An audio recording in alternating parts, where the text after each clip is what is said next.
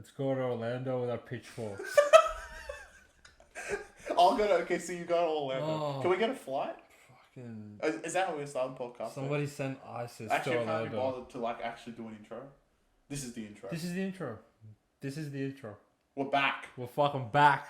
We took a week off, but we're back, baby.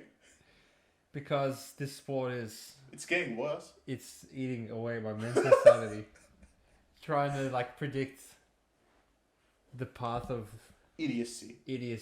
Which idiots because, are going to win one what day? Because simply put, if you take the ladder of each conference right now, before you get to third on the Eastern Conference, Two you idiots see are there. the mighty Orlando Magic, which I'm not sure what physical force of nature is going to stop them. You can't. And then you have the Western Conference equivalent to them, which is the Oklahoma City Thunder. So we're starting the podcast with two idiots. So the theme of this episode, guys, look, I know every week we talk about the same bums. If you came here to listen to about Laker Nation, Celtics, Milwaukee, 76ers, Denver, this is not the episode for you. Because they're not up there. Because it's just rinse and repeat the same our bullshit. point on Lakers stands is they're still garbage. Yeah. I want to reiterate that for everyone. Lakers, you can't sound good. Yeah. Having said that, I thought this would be a good opportunity to talk about the lesser things. Because, you know, like, Chris, I see people out in the streets and they're like, Hussein, why are you so negative all the time?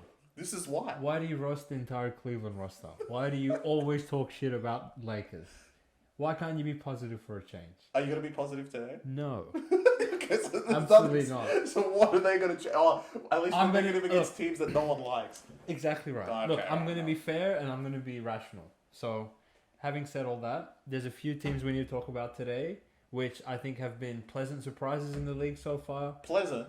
Depends who you ask. Not us. Not us. But first of all, the Orlando Magic are leading the league against the spread, which conveys that they are essentially the most underrated team in the whole league. They are 80% against the spread, 12-3. So if you no, isn't it more than that? Oh, did I sell them short? Are they small. 50-3? No, looking into the future. No, they've played 15 games because they're 10-5. So yeah. 12-3. 12-3. So if you're blindly just backing Orlando every game, I don't know if you're cashed up to the extreme. Can we think of the three teams I haven't covered against?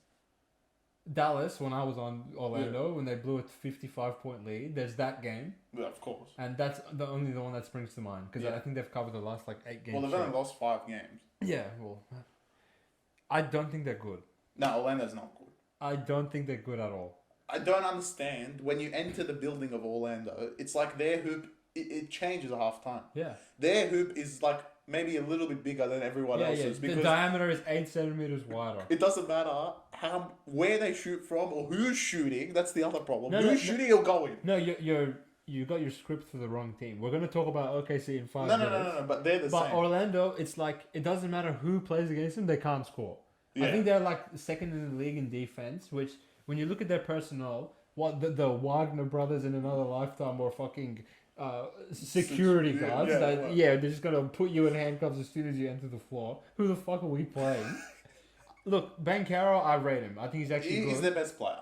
I intended to come on here today and say that if they're gonna fucking stay like where they are in the seedings and they're gonna be like fourth by the All-Star break, he deserves an All-Star bench spot. Yeah, okay. Straight out, like okay. Franz Wagner, he's okay. His brother sucks. Cole Anthony sucks. All these other cunts, like, they don't even have Wendell Carter or Thingy. Fault. They have a 50-year-old Gary Harris. They have Gary, yeah. They have Cole Anthony. Sucks. They're literally starting that Lebo Bataze. Where do they find him? He's playing like Hakeem Olajuwon. It's ridiculous. How the fuck do they keep winning? Have Suggs. Well, yeah. I mean, he's actually playing alright. It's fair play to him, but I don't think they can keep this going. No, they can't. I said in like 2 episodes back that every year there's that one team that starts like but there's too many of them. 10-5, and then they just like fall off. Last year it was Utah. The year before was probably some neckbeard. Portland, yeah. But I think this year's equivalent is Orlando. The one thing I will commend them on is they try like their tails off every single game, which like. The NBA is well renowned for like situational spots and they played on a back-to-back and they're not going to try tonight or they're going to rest their players. I think OKC and Orlando, both of them have this going for them where they have such young rosters and they have like nothing to lose. So they have a young roster, yeah, especially OKC. Yeah, they have a young. It's a little too young in some ways. We'll get to OKC. Yeah, they have young rosters and they just try hard every night and there's no like edge against them in any circumstance. Back to back, back to front, back to side. It doesn't matter. They play their tails off. Let's see how long it goes on. Let's see how long it goes. Because so are you in agreement with me that they're not good? They're not good. I did say, and you'll remember this at the start of the season, I said these guys are going to make the playoffs. Yeah. Because they're better than these fucking morons. Yeah. They're retarded. Yeah. I think they're probably the 8th seed right now. I mean, they're probably around inbred Hawks. Yeah, inbred Hawks. Well, who else is going to be down there? Like when it gets to Pacers, Raptors, Pacers. I think they're better than the Nets maybe. Yeah, they're better than all of them. Like in hindsight. But their roster isn't. No. Look, their roster is not better but than they try hard together, right? Yeah. And I think so I guess you got to give them credit for that. But. And last year, like what's changed from last year to this year? Nothing. It's literally the same team. They've played all together. I don't know who's coaching them, but apparently he's. Yeah. I don't know. They're playing great. Another thing they have in common with OKC. Who's coaching them? They're like an enigma. They're worse than Orlando, in my opinion. You want to shift gears? Like I have nothing more to say about Orlando. Stop fucking covering and stop trying for like one game. That would be quite refreshing. I would like, and also they seem like they have every game in Orlando from recent history. No, well, they go on the road and beat everyone anyway. It's pissing me off. They're just annoying. But we'll shift courses to the Western Conference now, which. They are 11-4, but they're also 80% against the spread, 12-3. Yep. Probably the one game where they were like 5.5 against Golden State without SGA, and it took the will of. They even won the game without SGA. They played someone else the next day and won. Obviously. Yeah. But they must have the biggest hoop I've ever seen. Yeah. Doesn't matter who takes the three. Doesn't matter who takes the jumper. Yeah. It doesn't matter who it is off the bench. Yeah. They will make every single shot. It doesn't matter. I know, yeah. The one game they played Golden State the second time, Golden State went up 3, and I think he had 1.7 seconds on the clock. Yeah. Chet turned around, hit a 3. As soon as it went in, I was like, this game's finished. Yeah. And then it was exactly finished. SGA is better than Brinkero. Oh, yeah, of course. Like, way better, right? But the rest... SGA's first team I actually think the rest of the OKC team is actually better than Orlando anyway. Yeah, of course. But are they overachieving as well? Of course they are. I actually don't think they are. 11-4. I think they're really fucking good. They have all the pieces to be successful in the regular season. So you got them in the playoffs? Oh, yeah, of course. Okay, so... They're not a playing team. They're a top 6 seed. Easy. Bro, in that conference... Golden State don't give a fuck. Yeah, but they're going to make it. Phoenix will get to a point where they don't give a fuck. Yeah, but they're going to make it as Denver don't give a fuck. They're going to make it. Pelicans are shit house. Lakers are shit house. Pelicans are better than OKC on their day. Debatable. I think Pelicans will win.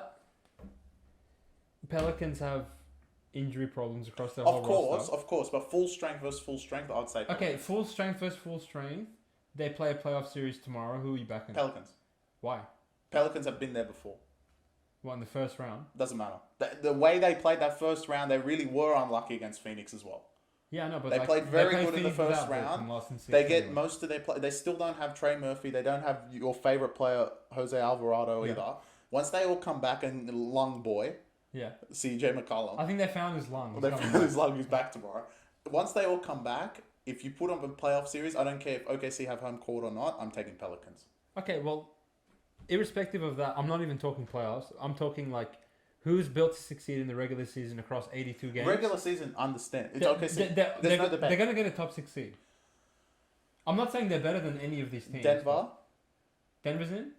Top 6, obviously. Okay, I'll give you the team. You tell me if OKC will seed higher than them or not. Right. Clippers. No. Oh, come on. No. Of course they're going to seed higher than Clippers. No. They're already like 6 games up on them. Oh, we forgot to say. And they're not even injured. It depends if they're allowed to play children on the field. Yeah?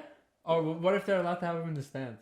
If they have if they cheer for them, it might be like okay, because Poole does that right now. Yeah. I forgot that. I think if they change their home arena to Lollipops Playland, they might go 41. Clippers, yeah, they'll beat them. Okay, they're in big trouble, man. The wheels might fall off after this time. He fucked everything over. You reckon, mate? Like, he fucked a lot of things apparently. What a waste bag. giddy. You are a like renowned NBA player. Correct. You have your pick of like probably like 90% of the women on the street. You could probably like Imagine get away Australian women, bro. Yeah, you have a freaking blue check mark like OKC point guard in your bio, and you can't find someone above the age of consent. You fucking imbecile. And you have the audacity to like have her take a photo with you in it, caption it, just fuck Josh Giddey, and what are you doing in the background? And you didn't even have the wherewithal to be like, hey, can you not post that and ruin my NBA career? So not only are you a scumbag, but you're a fucking imbecile as well. That video was hilarious. It's shameful. We're just gonna go back to my hotel. I'm like, yeah. Just announce to the world that you're freaking have some mental problems. So, oh my god. Back to our standings, because we have to take away the OKC elephant in the room. Clippers will finish above OKC. Next thing. Lakers. Nah, Lakers are garbage. Okay. Pelicans. Yes. Timberwolves? Yeah. Oh yeah. 100%. Sacktown? Fuck no. They're garbage. Okay. They're Golden State? No. Honestly, Golden State are it's literally 1 versus 20. Yeah, I know, yeah. He's playing against the other 5 players and 3 of his own. Steph, I've never seen a superstar this much on his own. Like... that's hyperbole. Like, not that I feel bad for him because he's had so many superstars around him. For sure. But right now, out of all the stars, because he's a top 10 player, he has the least help out of anyone. Yeah. That roster is garbage. Yeah. Absolute garbage. Clay Thompson, stop shooting. No, they literally dropped confetti because Clay dropped 20 for the first time. That was his first 20-point fucking performance of the season. We're 15 games in. He's garbage. My God. Draymond Green thinks he's playing. He thinks he's in the UFC. WWE. The bench is horrific. CP, honestly, he's not that bad. Yeah, but he's like, fine, he's Cyrus is playing good. If the others were doing the job, CP would be fine. The others are just incapable of doing anything. Moody and Kuminga, he makes me moody watching him. He's all of Kuminga, I wouldn't give him a bottle of water at halftime the way he plays. Exactly. So, like, my God, he's rubbish. Back to your point, I think OKC will finish above. OKC will finish above. Yeah. I think Golden State now are playing. And Steph hasn't even had his mandatory ankle injury where he misses 10 games. Yeah, no, I'm gonna say OKC above them. Okay, and then you're obviously gonna put Denver and Phoenix. Correct. Denver, Phoenix, yeah. What about Portland? No. Who else is up there right now? Okay. Oh, you didn't say one team. Memphis. Dallas. Yeah. What do you think?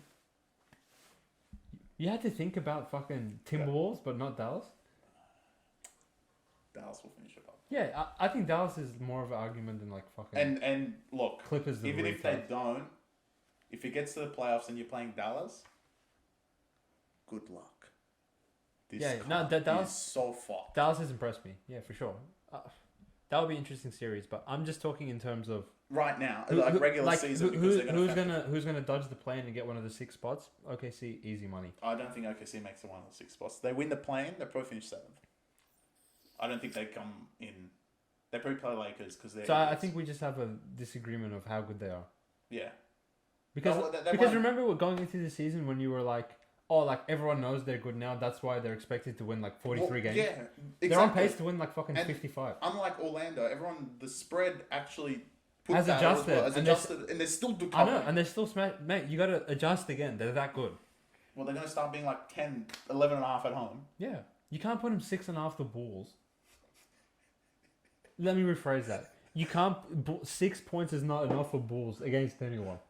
If they played Pistons, you should put Bulls 7.5. They're that bad. So Bulls should be like automatically 6 whoever they play, even at home. If I was a bookie and they were playing Pistons in Chicago, I'll put Pistons $1.25. That's how putrid these cunts are. They started a game 21-1. They won. They won. They couldn't even go to the free throw line to make both of them. I was watching that game live. And it was 10-1. It went. I was like, I have to watch and wait until Bulls get another basket, and it went all the way to 21-1 till they got. I know. If you were taking a shot every time Bulls scored a point, you would be dead sober after the first quarter. They couldn't score. And they won the game. And they won anyway. So, I mean, who are we to say you can't do this? But Bulls. Okay. So those are the two waste bags of the NBA so far. Yeah. Now another team that probably is flying a bit under the radar right now, but I think both the market and the public are adjusting to them a bit. I think they're the only unbeaten team at home so far. Boston hasn't lost a home game, have they? Well, they would not lose at home. Okay, yeah. Well, irrespective of Actually, there's 3 teams unbeaten at home. It's Boston, Denver, because who's going to go up there and win? And Minnesota. We in Minnesota now. So, they're good. What do you think of them, mate? They're good. Very good defense. Yep. That has probably been the biggest thing to turn around since last year. Is defensively they were outstanding. Yeah. I don't know if they can get rid of the one-on-one defense problem with Gobert on the court, which at the moment it's working because it's regular season. I think they can. But I feel like when it's not regular season, it's a different. When you need that matchup, he's going to be a problem on the court, which we've seen through the years. I think it's a different story, right? Because he was a problem in Utah because the Utah inbred wings couldn't stay in front of everyone, right? So Gobert's natural instinct is to help in the paint when people are getting beaten off the dribble.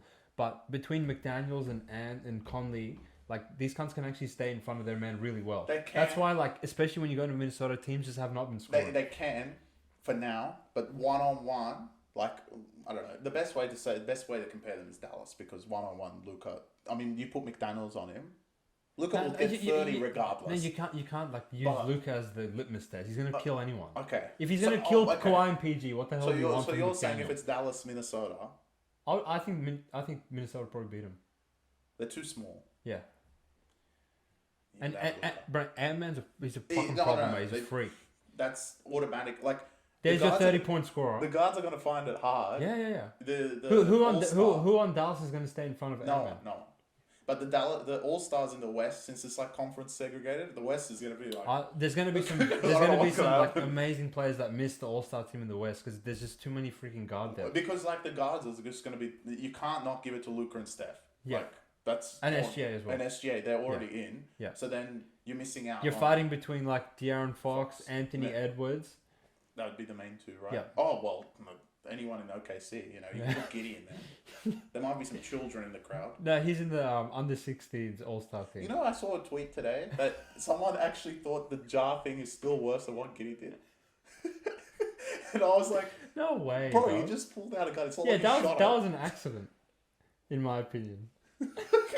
Okay, he did it twice. Like, Giddy's one is like 10 times worse. You just have freaking mental problems to do that. This guy just thinks he's part of a gang, right? Yeah. Like, it's not a big deal. He's not the first, he's not the last. Exactly. Right? They all think they're part of the gang. They all dance on the court or dance pre-game. Yeah. Like, it's they think fun. they're crazy, They think they're crazy, especially in Memphis. Yeah. But this guy, I'm off him for definitely life. first. And then like we're even forgetting. So Western Conference guards at the moment in contention for All Star. Obviously, you got to give it to Luka. Obviously, you got to give it to Steph.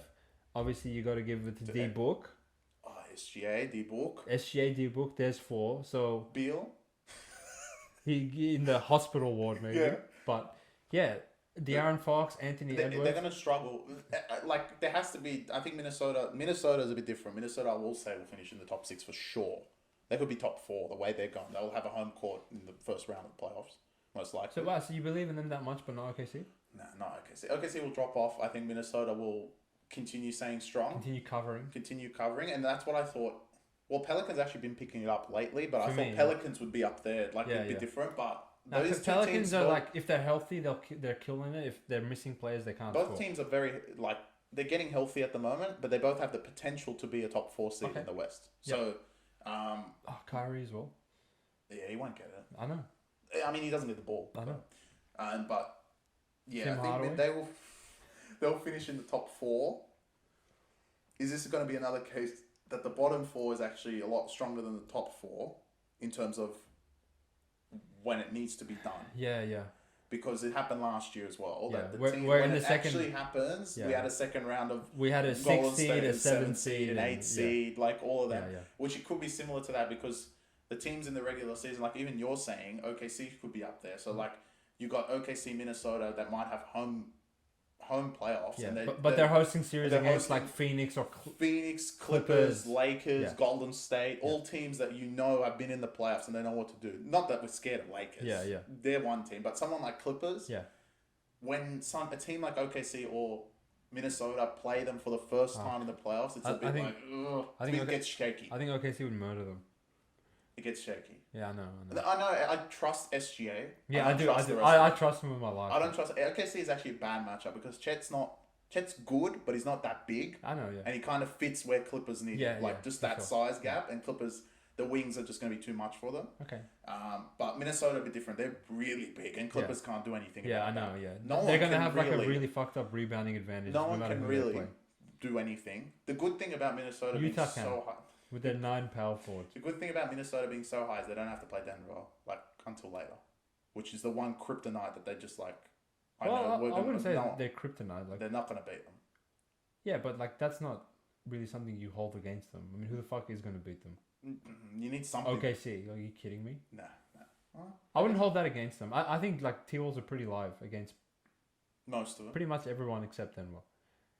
And even last year, you know what? They're the type of team to get Pelicans. Are they?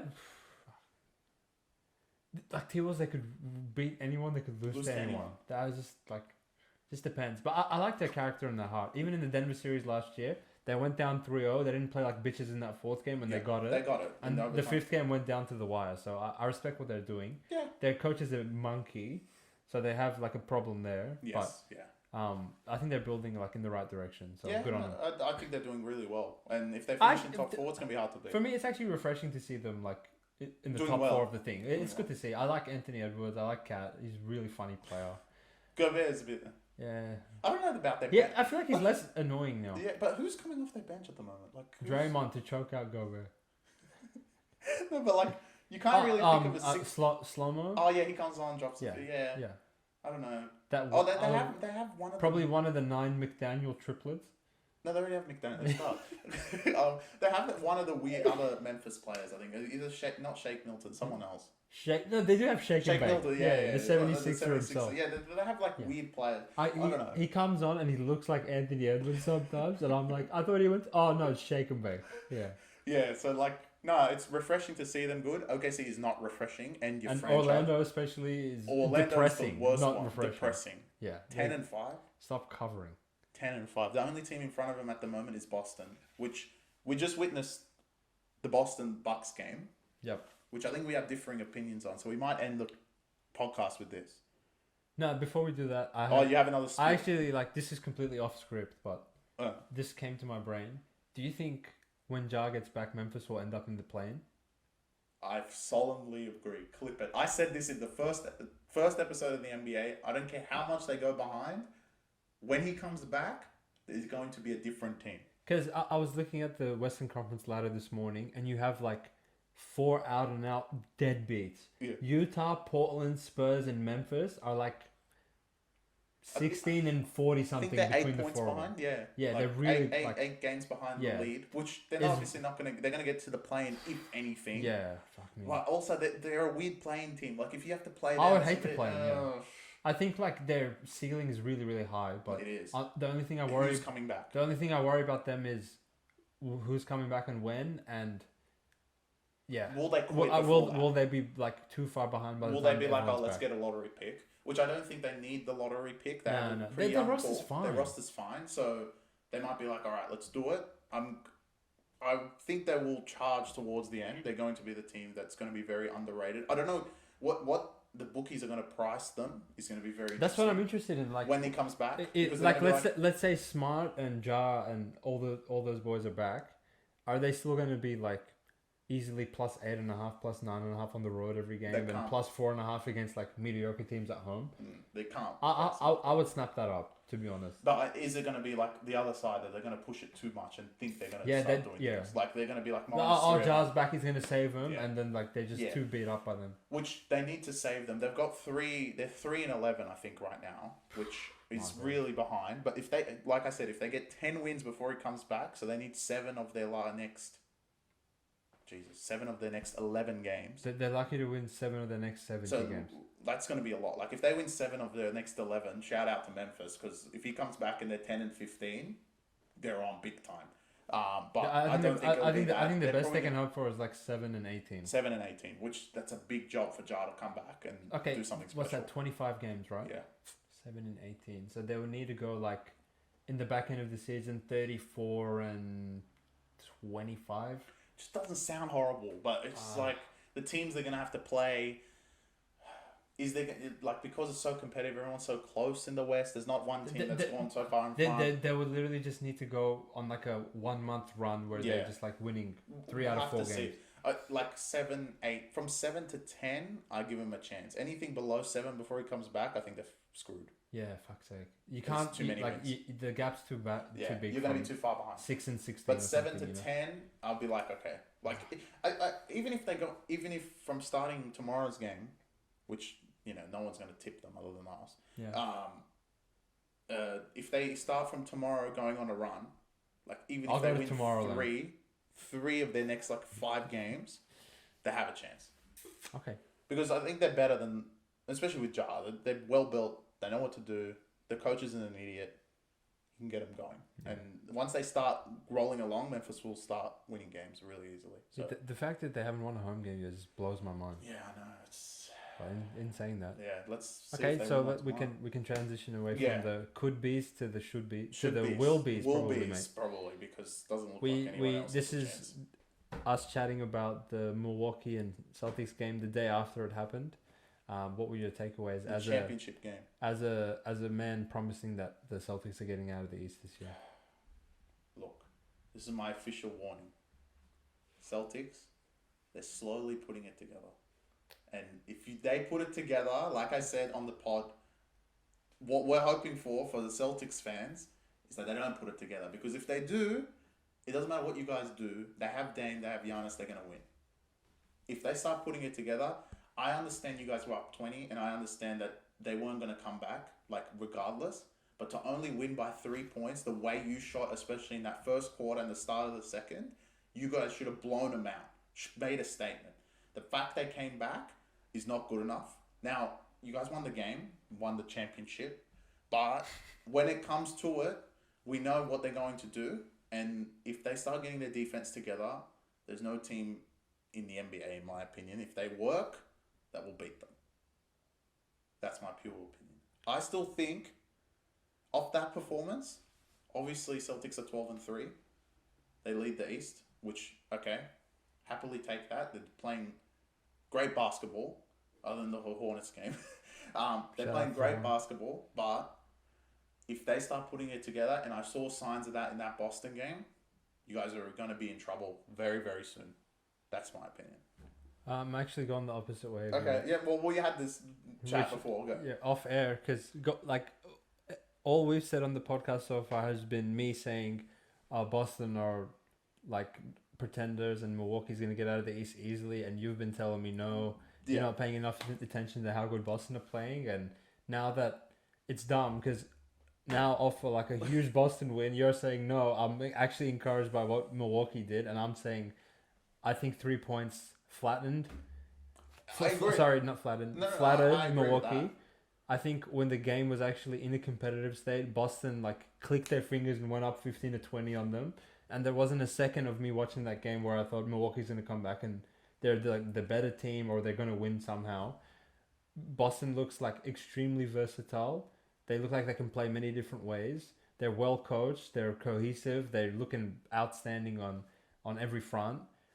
Boston looks like a fortress, which is it going to be in the playoffs? This is why I hate talking about this, because it's just going to be me reverting to the same shit of like Boston's a fortress, but they lose every playoff game there, or they win every game in the regular season and they hit 53s, but as soon as they need to start making them against Miami, they can't shoot anymore. So I don't know. I'm encouraged by what I'm seeing so far, but they look good so far. But to your point, if this was a playoff scenario, maybe Milwaukee would have taken it to overtime.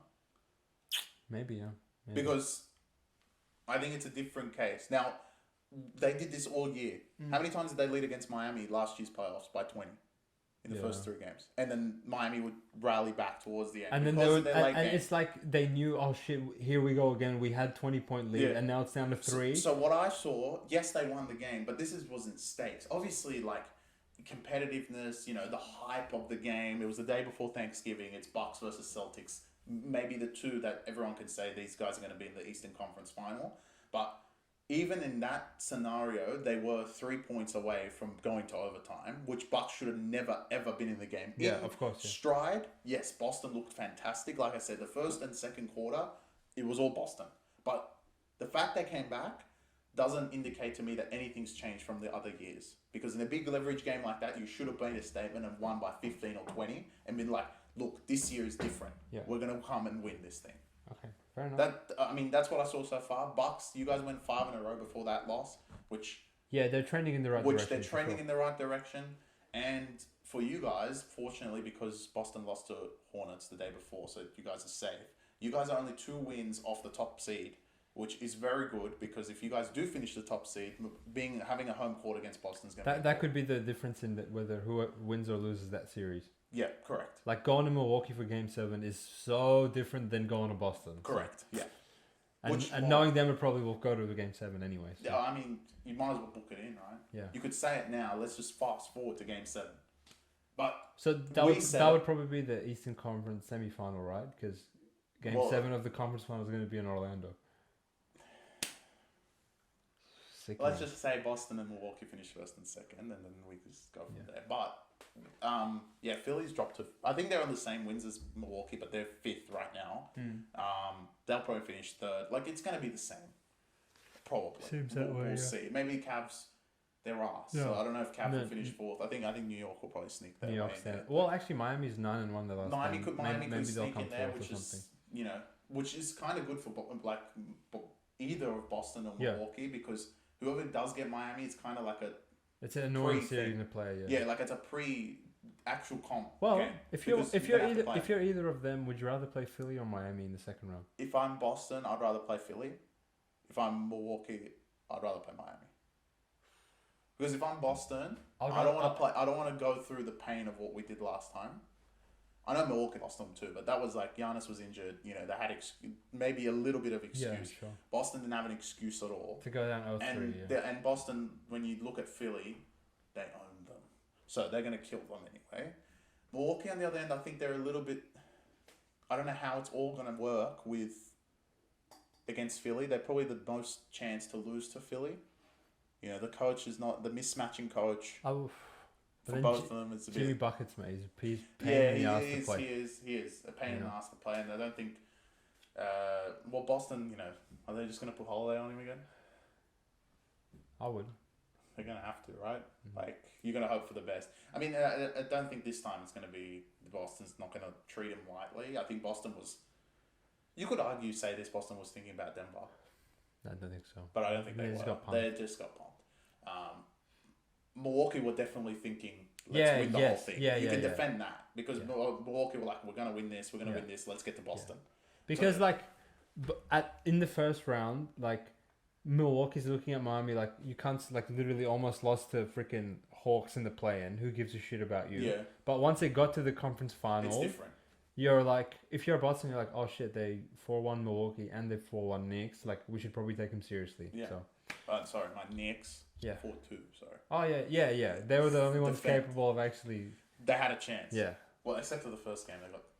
Did they lose the first one? Yeah. No. Yeah, they lost in the New first York. one, They beat them without Butler. Yeah. Yeah. But yeah, I think that's the end note. Boston's still the best team in the NBA.